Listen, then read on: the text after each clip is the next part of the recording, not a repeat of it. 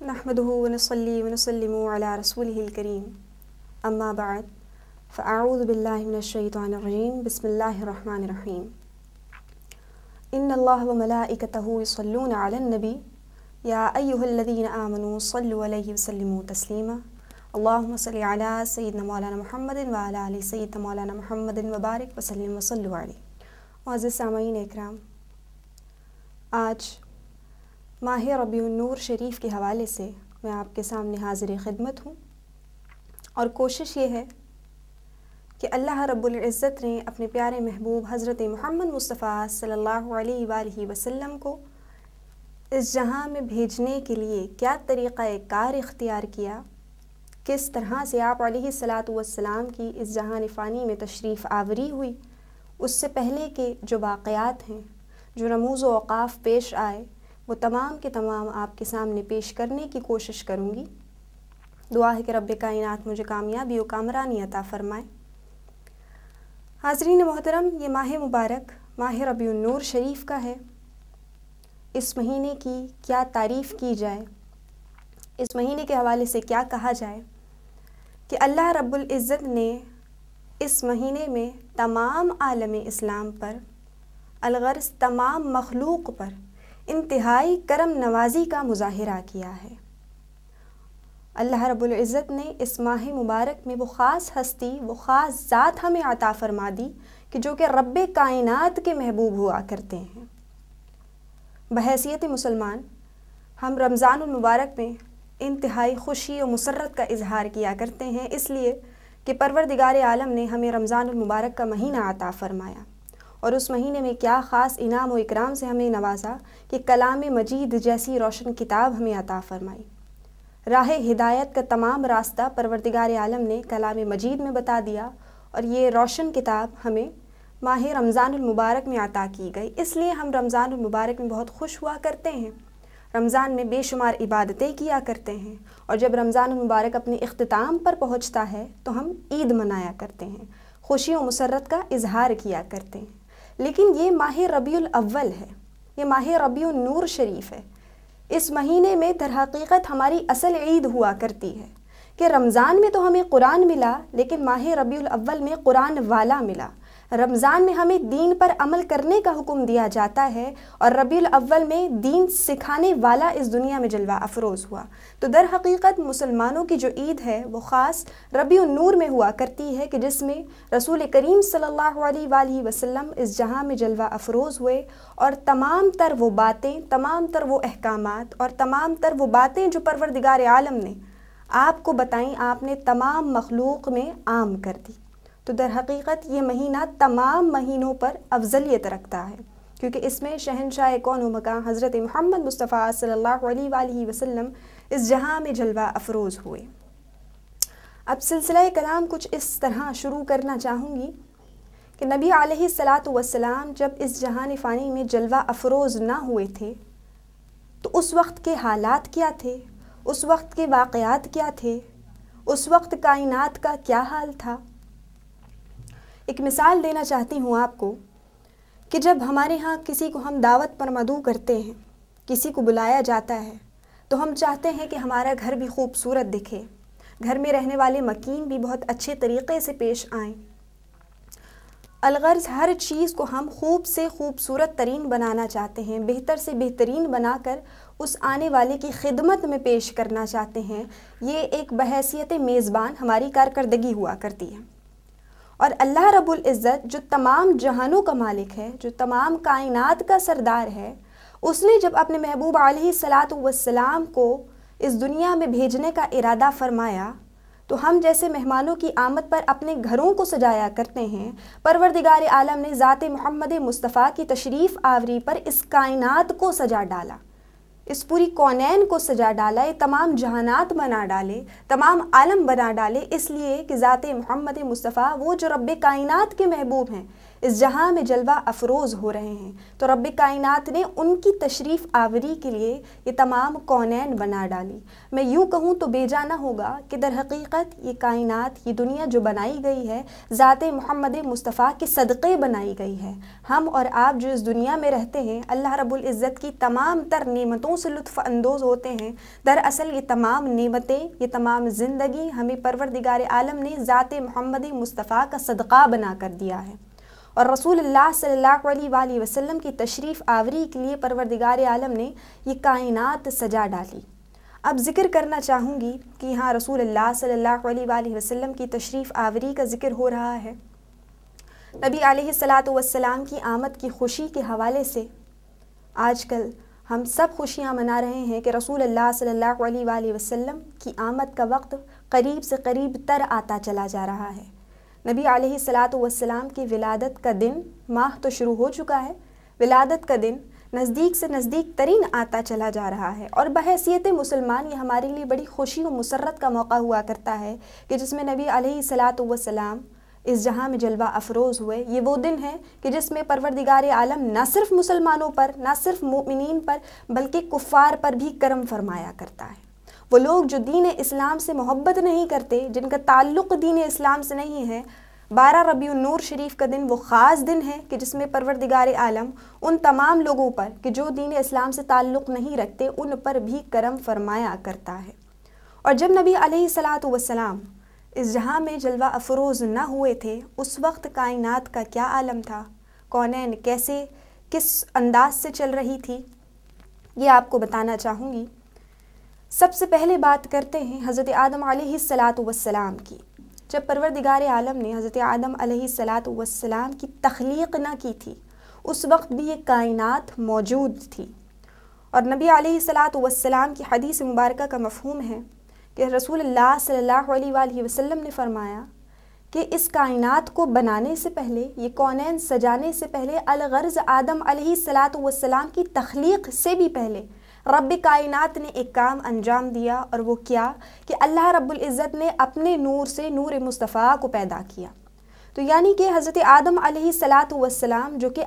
سب سے پہلے بشر ہیں، پروردگار عالم نے آپ کو امام البشر بنا کر بھیجا، یعنی کہ تمام انسانوں میں اگر پہلی تخلیق کسی کی ہوئی ہے تو وہ حضرت آدم علیہ الصلاۃ والسلام کی ہوئی ہے، اور اگر حضرت آدم علیہ الصلاۃ والسلام سے پہلی بھی کوئی ذات موجود تھی تو وہ کون سی ذات تھی کہ رب کائنات کی ذات تھی، اور رب کائنات نے اپنے نور سے نور محمد مصطفیٰ کو بنایا تھا، یعنی کہ آدم علیہ الصلاۃ والسلام سے پہلے بھی ذات محمد مصطفیٰ علیہ الصلاۃ والسلام کی ذات موجود تھی پروردگار عالم کے پاس۔ اور پھر ہر نبی نے، ہر شخص نے، ہر نبی کی بات تو الگ ہے، ہر شخص نے جو کہ رب کائنات سے کہیں نہ کہیں کوئی نہ کوئی تعلق رکھتا ہے اپنے طور پر، اپنی حساب سے بندگی کر کے، تو ہر کسی کو رب کائنات نے یہ شرف عطا کیا ہے کہ وہ اپنی زندگی میں ذات محمد مصطفیٰ کی آمد کا چرچا کرے۔ انبیاء اکرام کو تو یہ وصف رہا ہی ہے کہ ہر نبی نے اپنی قوم کو بتایا، لیکن آپ کو یہ جان کر بڑی حیرت ہوگی کہ جو لوگ دین اسلام سے تعلق نہیں رکھتے، ان کو بھی پروردگار عالم نے یہ شرف عطا کیا ہے کہ وہ ذات محمد مصطفیٰ کی آمد کا اعلان کیا کرتے ہیں۔ کس طرح؟ جب ہم تاریخ کا مطالعہ کرتے ہیں تو ہمیں پتہ چلتا ہے کہ نبی علیہ الصلاۃ والسلام کی ولادت باسعادت سے 100 سال قبل جب کفار کا دورہ تھا اور ہندو مذہب کا بول بالا تھا، تو اس وقت ہندو مذہب کا ایک بہت بڑا پجاری، ایک بہت بڑا پنڈت گزرا ہے گوتم بدھ کے نام سے۔ لوگ بڑا مانا کرتے تھے اس کی، اور بہت زیادہ فرمانبرداری کیا کرتے تھے۔ تو وہ شخص جب عام لوگوں کو دیکھا کرتا تھا تو اسے یہ چیز پسند نہیں آتی تھی کہ عام لوگ جانوروں کو کھایا کرتے ہیں کاٹ کر۔ وہ یہ کہا کرتا تھا اپنی رعایا کو، اپنے تابعداروں کو،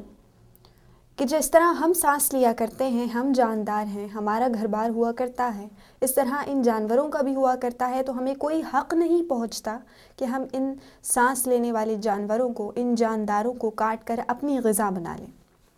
لہٰذا جب اس کی رعایا کو یہ بات پتہ چلی تو انہوں نے کہا کہ ان کو یہ نہ بتا دینا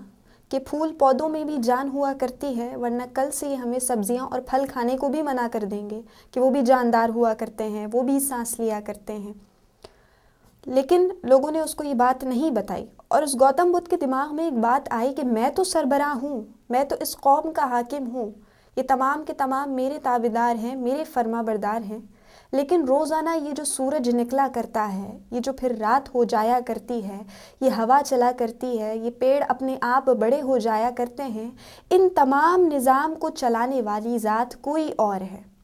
کوئی اور ہے جو یہ تمام کام کرتا ہے کہ ایک کے بعد ایک دن آیا کرتا ہے، پھر رات ہو جاتی ہے، سردی آیا کرتی ہے، گرمی آیا کرتی ہے، یہ تمام نظام میں تو نہیں چلا رہا، یہ کوئی اور ذات چلا رہی ہے۔ اور جب اس ذات کی جستجو میں وہ نکلتا ہے تو پھر اپنی تمام حکومت، تمام رعایا کو چھوڑ دیتا ہے اور جنگل کا رخ کر لیتا ہے اس ذات وحدہ لا شریک کو ڈھونڈنے کے لیے کہ جو تمام کونین کا نظام چلا رہی ہے۔ اپنی رعایا، اپنا گھر بار سب کچھ چھوڑ کر جنگل کا رخ کر لیا کرتا ہے، اور جنگل میں اپنے طور پر جس طرح بھی اسے سمجھ میں آتا ہے، جو بھی اسے ٹھیک لگتا ہے، اس طرح وہ عبادت کرنے کی کوشش کرتا ہے، بندگی کرنے کی کوشش کرتا ہے۔ اور اس کے بعد جب تقریباً 40 سال گزر جاتے ہیں اور وہ اسی طرح عبادت و ریاضت میں لگا رہتا ہے، جو بھی اسے کرنا آتا ہے، جس طرح کی بھی وہ عبادت کرتا ہے وہ کرنے لگتا ہے، اور جب اس کے موت کا وقت قریب آتا ہے، جب وہ مرنے والا ہوتا ہے، تو اس کی رعایا، اس کے اہل خانہ اس کے پاس آتے ہیں اور پوچھتے ہیں کہ آپ نے اتنے دن جو تمام دنیا سے پردہ پوشی فرمائی اور اس جنگل میں پناہ لے لی، اس جنگل میں رہے آپ، تو آپ نے کیا سیکھا اور یہ سب کچھ کرنے کی کیا ضرورت تھی آپ کو؟ تو اس گوتم بدھ نے کیا فرمایا؟ عزیزان من، یہ سننے والی بات ہے کہ وہ کس وجہ سے نکلا تھا؟ پروردگار عالم کی تلاش میں نکلا تھا کہ کائنات کا نظام کون چلا رہا ہے، مخلوقات کو پیدا کون کرتا ہے، زندگی اور موت کون دیا کرتا ہے۔ اس ذات کی تلاش میں اس نے دنیا چھوڑ دی تھی اور ایک خلوت اختیار کر لی تھی، اور جنگل میں اپنے طور پہ جس طرح اسے ممکن لگا اس نے عبادت کی۔ تو اس کافر کو کہ جس کا دور دور تک کوئی تعلق نہیں تھا دین اسلام سے، اس کا دور دور تک اسلام سے کوئی تعلق نہیں تھا، اس کو بھی پروردگار عالم نے صرف رب کائنات کی طرف لو لگانے کی وجہ سے، اس کی طرف جستجو بڑھانے کی وجہ سے کس انعام و اکرام سے نوازا کہ بوقت موت جب اس کے اہل و عیال اس کے پاس تھے، اس کی رعایا اس کے پاس تھی، تو اس نے کہا کہ میں زیادہ کچھ تو نہیں جان پایا ہوں کہ کائنات کا نظام کون چلا رہا ہے، یا یہ کائنات کس طرح چل رہی ہے، کون ذات ہے جو اس کائنات میں ہمیں زندگی عطا فرماتا ہے، موت عطا فرماتا ہے، لیکن اتنا جان پایا ہوں کہ آج سے 100 سال بعد ایک علاقہ ہوگا عرب کا، وہاں پر 2 لوگ پیدا ہوں گے، آدمی کا نام ہوگا بھگوان داس اور عورت کا نام ہوگا شانتی، اور ان کی ایک اولاد پیدا ہوگی، اور اس اولاد کو وہ جو ذات یہ نظام چلا رہی ہے، وہ یہ قوت، یہ طاقت عطا فرمائے گی کہ اس اولاد کے ذریعے تمام دنیا میں ایک خاص قسم کا دین پھیلے گا۔ اور اس کی بات ناظرین بالکل لفظ بلفظ درست ہوتی چلی گئی، کس طرح کہ اس نے کیا کہا کہ 100 سال بعد 2 لوگ پیدا ہوں گے، جس میں سے مرد کا نام بھگوان داس، یعنی اس نے اپنی سنسکرت کی زبان میں بھگوان داس کہا، اگر اس کی اردو ٹرانسلیشن کریں تو اللہ کا بندہ، اور عربی ٹرانسلیشن کریں تو عبداللہ بنا کرتا ہے۔ اور عورت کا نام بتایا شانتی، جو کہ اپنی سنسکرت کی زبان میں اس نے بتایا، اگر ہم اس کو اردو میں ترجمہ کریں تو اس کا مطلب ہوتا ہے پرسکون، خوشخبری دینے والی، اور عربی میں اگر ترجمہ کریں تو آمنہ نام بنا کرتا ہے، یعنی کہ نبی علیہ الصلاۃ والسلام کی والدین کی اس نے بشارت دی، اس نے خوشخبری دی کہ آج سے 100 سال بعد 2 لوگ پیدا ہوں گے، جن میں سے مرد کا نام عبداللہ ہوگا اور عورت کا نام آمنہ ہوگا، ان کی اولاد پیدا ہوگی، اور اس اولاد کو یہ ذات جو کہ تمام کونین کا نظام چلا رہی ہے، وہ یہ توفیق دے گی، وہ یہ قوت دے گی کہ وہ اس کو ایک دین عطا کیا جائے گا، اور اس بچے کے صدقے سے، اس بچے کی وجہ سے تمام دنیا میں ایک خاص قسم کا دین پھیلے گا۔ تو یہ واقعہ بتانے کا دراصل مقصد یہ ہے کہ جو لوگ رب کائنات کی ذات کو پانے کی کوشش میں لگے رہتے ہیں، اللہ رب العزت کی طرف اپنی جستجو لگائے رہتے ہیں، تو پھر چاہے وہ دین اسلام سے نہ بھی ہوں، رب کائنات ان کو کیا انعام و اکرام عطا فرماتا ہے کہ اپنے ذات، اپنے محبوب علیہ الصلاۃ والسلام کی محبت عطا فرما دیا کرتا ہے۔ تو وہ شخص جس کا دور دور تک دین اسلام سے کوئی تعلق نہیں تھا، جب اس نے بھی اللہ رب العزت کو پانے کی کوشش کی تو رب کائنات نے اسے کس مقام و مرتبے پہ فائز کر دیا کہ ذات محمد مصطفیٰ کی آمد کا اعلان اس کی زبان سے کروا دیا۔ تو ہم اور آپ تو مسلمان ہیں، ہم اور آپ تو ذات محمد مصطفیٰ کی امتی ہیں، تو ہم جب رسول اللہ صلی اللہ علیہ وآلہ وسلم کی آمد کی خوشی مناتے ہیں، نبی علیہ الصلاۃ والسلام اس جہاں میں تشریف آور ہوئے، اس بات کی چرچا کرتے ہیں، تو پروردگار عالم ہمیں اور آپ کو کس قدر انعامات و اکرامات سے نوازتا ہوگا۔ ناظرین، یہ بات بیان سے باہر ہے، کیونکہ رب کائنات کا سب سے محبوب ترین عمل کیا ہے کہ رب کائنات ذات محمد مصطفیٰ پر درود السلام بھیجتا ہے۔ جس طرح اپنا بیان کے آغاز میں نے ایک آیت قرآنی پڑھی کہ ان اللہ و ملائکتہ یصلون علی النبی یا ایھا الذین آمنوا صلوا علیہ وسلموا تسلیما، کہ بے شک اللہ اور اس کے فرشتے ذات محمد مصطفیٰ پر درود السلام بھیجتے ہیں، تو اے ایمان والو تم بھی محبوب علیہ الصلاۃ والسلام پر درود السلام بھیجو۔ عزیزان من، غور کرنے والی بات ہے کہ رب کائنات جو تمام کائنات کا سردار ہے، جس نے یہ کونین بنائی، وہ کوئی کام کیا نہیں کرتا، صرف کام کرنے کا حکم دیتا ہے، فرماتا ہے کن فیکن، چیز خود بخود پیدا ہو جایا کرتی ہے۔ فرشتوں کو حکم دیتا ہے پانی برسا دو تو بارش ہو جایا کرتی ہے، فرشتوں کو حکم دیتا ہے کہ سورج کو طلوع کر دو تو جہان بھر میں روشنی ہو جایا کرتی ہے، سورج کو غروب ہونے کا حکم دیتا ہے تو تمام دنیا میں اندھیرا ہو جایا کرتا ہے۔ رب کائنات صرف حکم دیا کرتا ہے، خود کوئی کام نہیں کرتا، کیونکہ وہ تمام جہانوں کا بادشاہ ہے، وہ تمام جہانوں کا پالنے والا ہے، اسے ضرورت نہیں ہے کوئی کام کرنے کی، وہ صرف حکم دیتا ہے، کام خود بخود ہو جایا کرتا ہے۔ لیکن وہ وحدہ لا شریک بھی اگر کوئی کام انجام دے رہا ہے تو کیا کہ اپنے محبوب علیہ الصلاۃ والسلام پر درود السلام بھیج رہا ہے۔ یہ وہ واحد کام ہے جو پروردگار عالم انجام دے رہا ہے کہ اپنے محبوب علیہ الصلاۃ والسلام پر درود السلام بھیج رہا ہے، اور کیا فرماتا ہے کلام مجید میں کہ اے ایمان والو تم بھی میرے ساتھ محبوب علیہ الصلاۃ والسلام پر درود السلام بھیجو۔ تو دیکھیے کتنا اچھا تحفہ ہمیں پروردگار عالم نے عطا فرمایا ہے کہ اگر ہم درود پاک پڑھتے ہیں، نبی علیہ الصلاۃ والسلام پر درود السلام بھیجتے ہیں، تو در حقیقت ہم رب کائنات کی سنت پر عمل کر رہے ہیں، ہم وہ کام کر رہے ہیں جو رب کائنات کر رہا ہے، ہم رب کائنات کی سنت پر عمل کر رہے ہیں۔ ایک تو وہ کام اپنے آپ میں خود بخود بڑا ہو جایا کرتا ہے جو رب کائنات انجام دیا کرتا ہے، اور پھر اللہ رب العزت ہم جیسے گناہ گاروں کو فرما رہا ہے کہ اے ایمان والو تم بھی میرے محبوب علیہ الصلاۃ والسلام پر درود السلام بھیجو۔ تو دراصل رسول اللہ صلی اللہ علیہ وآلہ وسلم پر درود السلام بھیجنا، آپ کی آمد کی خوشی منانا، آپ کے اس جہاں میں تشریف آوری کی چرچا کرنا، دراصل یہ رب کائنات کا طریقہ ہے، رب کائنات کی سنت ہے۔ اور آج اگر ہم رسول اللہ صلی اللہ علیہ وآلہ وسلم کی ولادت باسعادت کی خوشی مناتے ہیں، آپ علیہ الصلاۃ والسلام پر درود السلام بھیجتے ہیں، تو دراصل ہم رب کائنات کی بھی سنت پر عمل کرتے ہیں، ہم وہ کام کر رہے ہیں جو تمام انبیاء اکرام علیہم اجمعین نے کیا، ہم وہ کام کر رہے ہیں جو خود ذات محمد مصطفیٰ نے کیا، اور جس کے کرنے پر رسول اللہ صلی اللہ علیہ وآلہ وسلم نے خوشخبری دی۔ کس طرح کی بخاری شریف کی 2 احادیث آپ کے سامنے پیش کرنا چاہوں گی کہ حضرت عباس رضی اللہ تعالیٰ عنہ ایک مرتبہ اپنے اہل و عیال کے ساتھ اپنے گھر میں موجود تھے، پیر کا دن تھا، اور رسول اللہ صلی اللہ علیہ وآلہ وسلم پر درود السلام بھیج رہے تھے۔ یہ اس وقت کی بات ہے کہ جب نبی علیہ الصلاۃ والسلام حیات تھے، اور رسول اللہ صلی اللہ علیہ وآلہ وسلم آپ کے گھر تشریف لے آئے تو پوچھا کہ آپ کیا کر رہے ہیں؟ تو حضرت عباس نے عرض کی کہ یا رسول اللہ آج پیر کا دن ہے، آج کے دن آپ اس دنیا میں جلوہ افروز ہوئے تھے، لہٰذا میں اور میرے تمام گھر والے آپ پر درود السلام بھیج رہے ہیں۔ تو رسول اللہ صلی اللہ علیہ وآلہ وسلم نے جب یہ بات سنی تو فرمایا کہ آپ مجھ پر درود السلام بھیج رہے ہیں؟ عرض کی کہ یا رسول اللہ جی ہاں، ہم آپ پر درود السلام بھیج رہے ہیں۔ تو نبی علیہ الصلاۃ والسلام نے جواب میں فرمایا کہ کل بروز قیامت میں آپ سے شفاعت کا وعدہ کرتا ہوں۔ تو آپ دیکھیے کہ رسول اللہ صلی اللہ علیہ وآلہ وسلم درود پاک پڑھنے والے کو، نبی علیہ الصلاۃ والسلام کی ولادت کی خوشی منانے والے کو دنیا میں ہی نواز دیا کرتے ہیں۔ ایک دوسری حدیث بخاری شریف کی کہ جس میں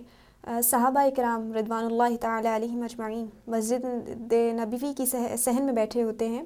اور رسول اللہ صلی اللہ علیہ وآلہ وسلم پر درود السلام بھیج رہے ہیں۔ رسول کریم صلی اللہ علیہ وآلہ وسلم جب مسجد میں جلوہ افروز ہوتے ہیں اور پوچھتے ہیں صحابہ اکرام سے کہ کیا کر رہے ہو، تو صحابہ اکرام عرض کرتے ہیں کہ یا رسول اللہ آج پیر کا دن ہے، آج وہ دن ہے کہ جب آپ دنیا میں جلوہ افروز ہوئے، لہٰذا اس دن کی خوشی میں، آپ کی آمد کی خوشی میں آپ پر درود السلام بھیج رہے ہیں۔ تو نبی علیہ الصلاۃ والسلام فرماتے ہیں کہ مجھ پر درود السلام بھیج رہے ہو، جاؤ جنت تم پر واجب ہوئی۔ تو آپ دیکھیے دونوں خوبصورت احادیث ہمیں اس بات کا درس دیا کرتی ہیں، اس بات کو سمجھاتی ہیں کہ رسول اللہ صلی اللہ علیہ وآلہ وسلم پر درود السلام بھیجنے والا، درود پاک پڑھنے والا کبھی خسارے میں نہیں رہا کرتا۔ رسول اللہ صلی اللہ علیہ وآلہ وسلم کی آمد کی خوشی منانا، آپ علیہ الصلاۃ والسلام پر درود السلام بھیجنا دراصل رب کائنات کا طریقہ ہے۔ تمام انبیاء اکرام علیہم اجمعین یہی طریقہ کار کرتے گئے، اپنی قوم کو اسی طرح بتاتے گئے۔ انشاءاللہ یہ آگے آپ کو بتاؤں گی کہ تمام انبیاء اکرام علیہم اجمعین نے کس طرح میلاد مصطفیٰ صلی اللہ علیہ وآلہ وسلم منایا، کس طرح اپنی قوموں کو یہ بات بتائی۔ اور صحابہ اکرام کا طریقہ کار بھی یہ رہا کہ جب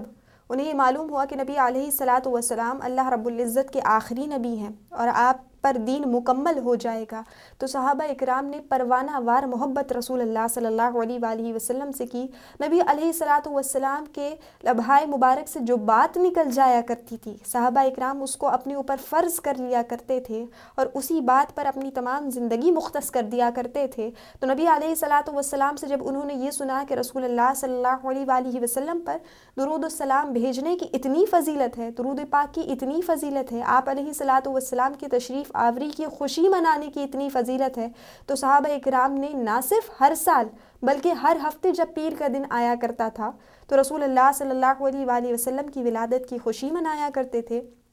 آپ علیہ الصلاۃ والسلام پر درود السلام پڑھا کرتے تھے۔ اور یہی وجہ ہے ناظرین کہ پھر رسول اللہ صلی اللہ علیہ وآلہ وسلم نے کسی کو شفاعت کی خوشخبری دی تو کسی کو جنت کی بشارت دی۔ تو آج اگر ہم درود پاک پڑھ رہے ہیں اور رسول اللہ صلی اللہ علیہ وآلہ وسلم کی آمد کی خوشی منا رہے ہیں تو دراصل ہم کوئی غلط کام یا برا کام نہیں کر رہے، ایسا کوئی کام نہیں کر رہے جو شریعت کے خلاف ہے، بلکہ ہم دنیا میں اگر عبادتوں میں سب سے افضل عبادت ہے تو نبی علیہ الصلاۃ والسلام پر درود پاک پڑھنا ہے، اس لیے کہ باقی تمام عبادتیں، نماز ہو، روزہ ہو، زکوٰۃ ہو، حج ہو، وہ تمام عبادتیں صرف انسان کیا کرتے ہیں۔ پروردگار عالم نے تمام کی تمام عبادتیں صرف ہمارے فائدے کے لیے ہمیں دی ہیں کہ ہم یہ عبادتیں کریں گے تو ہمارے نامہ اعمال میں نیکیاں لکھی جائیں گی، اور پھر کل بروز محشر جب ہم رب کائنات کے سامنے ہوں گے تو رب کائنات ہمارے نیک اعمال دیکھ کر خوش ہوگا اور ہمیں داخل جنت کر دے گا۔ لیکن درود پاک وہ واحد عبادت ہے کہ جو کہ بلا کسی تردد قبول ہو جایا کرتی ہے۔ نماز میں تو ہمیں بارہا ہی خیال آیا کرتا ہے کہ ہم اتنی سوچوں کے ساتھ نماز پڑھ رہے ہیں، دنیاوی اتنے خیالات ہمیں منتشر کر رہے ہیں، آیا ہماری یہ نماز پروردگار عالم کی بارگاہ میں قبول ہوگی بھی یا نہیں ہوگی؟ جب ہم حج کرتے ہیں تو ہم یہی سوچتے ہیں کہ ہم نے تمام ارکان تو ادا کر دیے، لیکن پتہ نہیں ہم نے خشوع و خضوع سے کیا یا نہیں کیا، رب کائنات کو ہمارا کیا ہوا حج پسند آئے گا یا نہیں۔ جب روزہ رکھتے ہیں تو بھی یہی خیال ہوتا ہے کہ کوئی کمی بیشی تو نہیں رہ گئی، ہم نے روزے میں کوئی کمی تو نہیں چھوڑ دی کہ جس سے رب کائنات کو ہمارا رکھا ہوا روزہ قبول نہ ہو یا ہماری دی ہوئی زکوٰۃ قبول نہ ہو۔ ہمیں یہ ڈر لگا رہتا ہے اور ہمیں یہ نہیں معلوم کہ ہماری عبادتیں قبول ہو رہی ہیں یا نہیں، کیونکہ واقعی ہم اتنے گناہ گار ہیں کہ ہماری عبادتوں میں وہ بات نہیں ہے جو دراصل ایک مسلمان کی عبادت میں ہونی چاہیے۔ تو ہمیں اس بات کا دھڑکا لگا رہتا ہے، اس بات کا ڈر لگا رہتا ہے کہ جو بھی ہم پروردگار عالم کی بندگی کر رہے ہیں، عبادت کر رہے ہیں، آیا وہ بارگاہ رب العزت میں قبول ہے یا نہیں۔ لیکن درود پاک وہ واحد عبادت ہے جو بلا کسی تردد بارگاہ رب العزت میں قبول ہو بھی جایا کرتی ہے، اور فرشتے نبی علیہ الصلاۃ والسلام کی بارگاہ اقدس میں پیغام کچھ یوں لے کے جاتے ہیں کہ یا رسول اللہ، آپ کے فلاں امتی نے اتنی بار آپ پر درود پاک پڑھا، ہمارا نام لیا جاتا ہے اور بتایا جاتا ہے رسول اللہ صلی اللہ علیہ وآلہ وسلم کو کہ آپ کی امتی نے اتنی بار درود پڑھا۔ تو عزیزان من، درود پاک وہ خاص کام ہے جو اللہ رب العزت بھی انجام دے رہا ہے، تو اگر ہم کریں گے تو رب کائنات کی سنت پر عمل کریں گے، اور یہ وہ واحد عبادت ہے کہ جو کہ رب کائنات کی بارگاہ اقدس میں بلا کسی تردد قبول ہو جایا کرتی ہے۔ تو آپ سے یہی گزارش کرنا چاہوں گی، آپ کو یہی پیغام دینا چاہوں گی کہ یہ وہ لمحات ہیں، یہ وہ ساعتیں ہیں، یہ وہ گھڑیاں ہیں کہ جس میں نبی علیہ الصلاۃ والسلام اس جہاں میں جلوہ افروز ہونے والے ہیں۔ تو ہمیں آپ کا ویلکم کس طرح کرنا ہے، آپ کو خوش آمدید کس طرح کرنا ہے کہ رسول اللہ صلی اللہ علیہ وآلہ وسلم کی بارگاہ اقدس میں جس قدر ہو سکے درود پاک پڑھیے، رسول اللہ صلی اللہ علیہ وآلہ وسلم پر درود السلام بھیجیے۔ یقیناً یہ عمل ہمارے لیے بھی باعث اجر و ثواب بنے گا، اور یہی عمل رسول اللہ صلی اللہ علیہ وآلہ وسلم کو بھی ہماری طرف سے جب پیش کیا جائے گا تو آپ علیہ الصلاۃ والسلام کو بہت پسند آئے گا، اور درود پاک پڑھنے والے کو رسول اللہ صلی اللہ علیہ وآلہ وسلم کس طرح نوازتے ہیں کہ انشاءاللہ آپ کو آگے بتاؤں گی۔ گزارش ہے کہ درود پاک پڑھتے رہیے اور پڑھنے کی تلقین کیجیے تاکہ ہماری دنیا اور آخرت دونوں سنور جائیں۔ آمین۔ وما علی الا البلاغ۔